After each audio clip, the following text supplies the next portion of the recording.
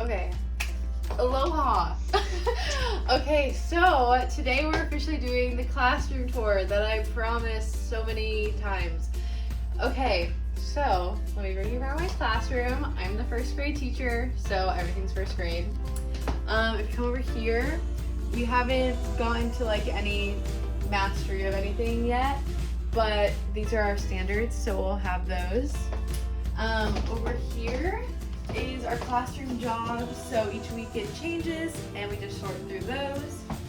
And then here I just have a thank you Jesus wall, and the kids can come put up anything they're thankful for. So far I just said I'm thankful for my class. If you come over here, we have Echo the Tiger.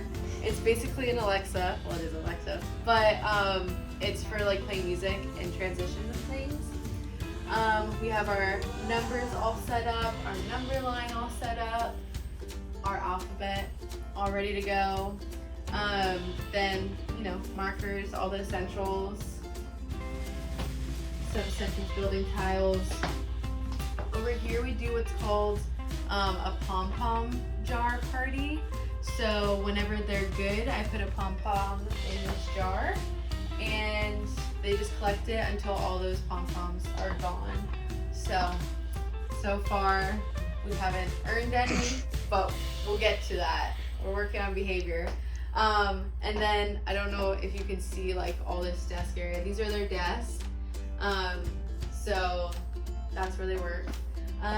This is my desk. It's kind of crazy right now. Lesson planning is fun.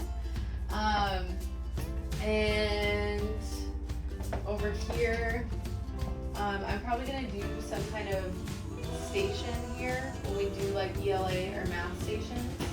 A good old map, dual sharpened pencils, some stuffed animals.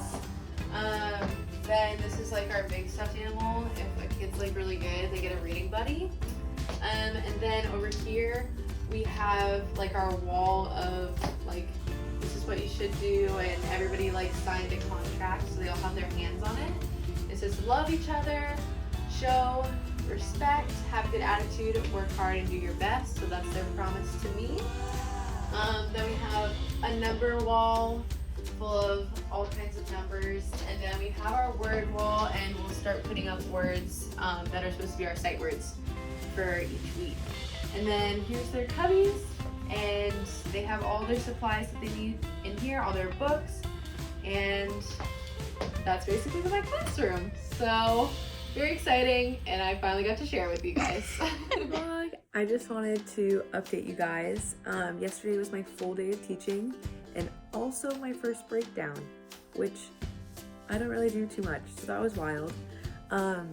Yeah, so yesterday my math lesson was basically we were playing bingo, so I had numbers 10 through 20 on their bingo boards, and the students had a 10 frame, well, 2 10 frames right beside their bingo board. So I had Amazon Alexa, not sponsored, but I had an Alexa give me a number 10 through 20 to integrate technology into my classroom, and the students, so it would say 13, and the students would put a 13 chip on the board, and on the 10 frames show me 13 like dots on the 10 frames.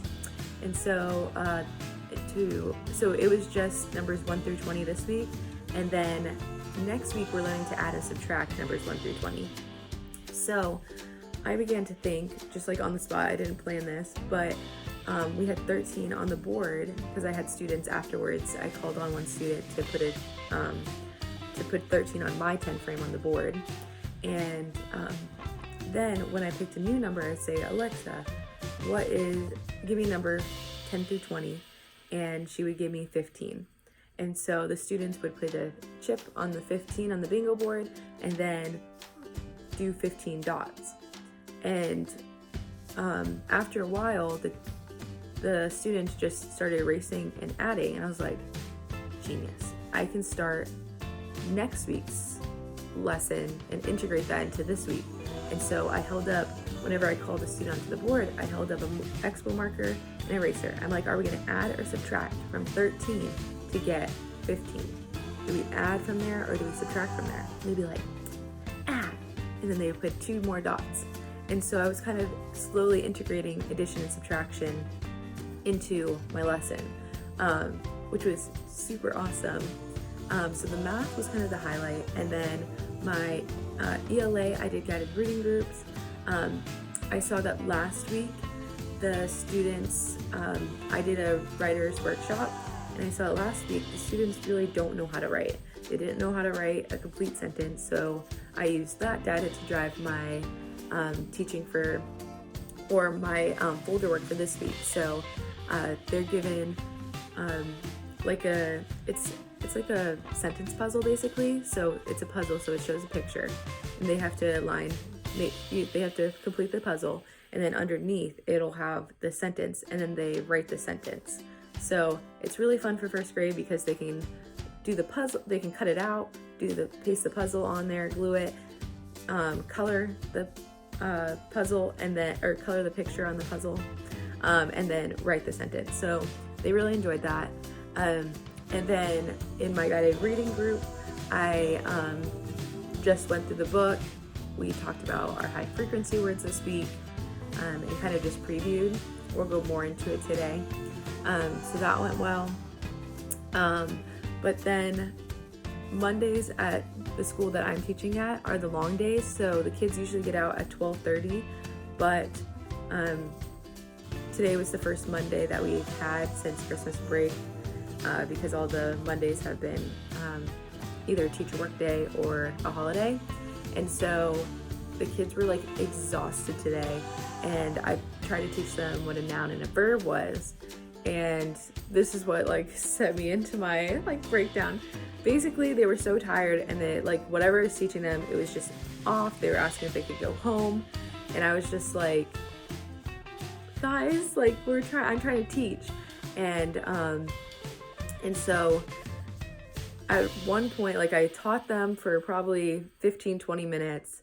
They were kind of getting it, but most of them were just so tired, and I was like, you know what, I'm giving up, and just do coloring pages for like the remainder of our time here.